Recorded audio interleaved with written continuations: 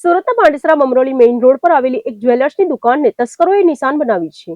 24 કલાક ધમધમતા મુખ્ય માર્ગ પર તસ્કરોએ દુકાનનું પતરું કાપીને સોના ચાંદીના દાગીના અને રોકડ સહિત લાખોની મત્તા ચોરી કરી ફરાર થઈ જતા પોલીસ પેટ્રોલિંગ સામે સવાલો ઉઠ્યા છે। ટેક્સટાઇલ સિટી સુરતમાં તસ્કરો અને ગુનેગારો જાણે બેખોફ બન્યા હોય તેમ વધુ એક મોટી ચોરીની ઘટના સામે આવી છે। પાંડેસરા બમરોલી મેઇન રોડ પર આવેલી શ્રી કૃષ્ણ જ્વેલર્સ નામની સોના ચાંદીના દાગીનાની દુકાનને તસ્કરોએ નિશાન બનાવી હતી। સાત તસ્કરો આ બંધ દુકાનમાંથી અંદાજે 15 કિલો જેટલી ચાંદી, 33 ગ્રામ સોનું અને 25,000 રૂપિયાની રોકડ રકમ ચોરીને આસાનીથી ફરાર થઈ ગયા હતા। ચોરી થયેલા આ દાગીનાની કિંમત લાખો રૂપિયા હોવાનું મનાઈ રહ્યું છે। ઘટનાની જાણ થતાં સ્થાનિય પોલીસનો કાફલો તપાસ અર્થે ઘટના સ્થળે દોડી આવ્યો હતો। ચોરીની આ વારદાતને અંજામ આપવા માટે તસ્કરોએ અત્યંત સાતીર મગજનો ઉપયોગ કર્યો હતો। તસ્કરોએ દુકાનની ઉપરના ભાગે આવેલા પતરાને કટર વડે કાપ્યું હતું અને ત્યાંથી દુકાનની અંદર પ્રવેશ કર્યો હતો। એટલું જ નહીં, પોતે પોલીસના હાથે પકડાઈ ન જાય અને કોઈ પુરાવા ન રહે તે માટે તસ્કરોએ દુકાનમાં લાગેલા સીસીટીવી કેમેરાનું ડીવીઆર પણ શોધી કાઢ્યું હતું અને ચોરીના મુદ્દામાલની સાથે સીસીટીવીનું ડીવીઆર પણ પોતાની સાથે લઈ ગયા હતા, જેથી તેમની ઓળખ છતી થઈ શકે નહીં। સ્થાનિક વેપારીઓ પાસેથી મળતી વિગતો મુજબ બરાબર 6 મહિના પહેલા પણ આ જ શ્રી કૃષ્ણ જ્વેલર્સની દુકાનમાં તસ્કરો દ્વારા ચોરી કરવાનો નિષ્ફળ પ્રયાસ કરવામાં આવ્યો હતો। જોકે તે સમયે આસપાસના સ્થાનિક લોકો જાગી જતા 4 ટોળકી ત્યાંથી ભાગી છૂટી હતી, પરંતુ આ વખતે તસ્કરોએ પોતાના મનસૂબા ફાવી ગયા હતા। 24 કલાક વાહનોની અવરજવરથી ધમધમતા મુખ્ય માર્ગ પર આવેલી દુકાનમાં આટલી મોટી ચોરી થતા પાંડેસરા પોલીસના નાઇટ કોમ્બિંગ, ફૂડ પેટ્રોલિંગ અને સુરક્ષા વ્યવસ્થા સામે વેપારીઓએ ગંભીર સવાલો ઉઠાવ્યા છે।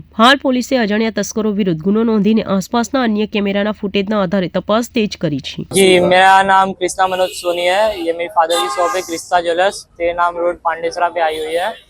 तो लगभग रात के 3 के आसपास चोरों ने चोरी का घटना किया है। कृष्णा, बताओ आपकी दुकान में क्या क्या था और कितनों की चोरी मानी जा रही है? मेरी दुकान में जैसे मैं मैं स्टूडेंट हूँ, मेरे फादर ही आते हैं, तो उसका पापा को पता है। तो भी क्या बताया जा रहा है? लगभग मेरे हिसाब से तो ये जैसे मालूम पड़ा मेरे को 25 के आसपास कैश था, फिर ग्राहकों का जूना सामान था रिपेयरिंग के लिए, पॉलिश के लिए, पुराना दागीना था, फिर ये अपना चांदी के प्लेट्स कटोरी, फिर अपना ये भगवान की मूर्तियाँ, पायल, गर्दनी, कमरपट्टा, वो सब चोरी हुआ है। जो चांदी कितनी थी ज्यादा मानी जा रही है?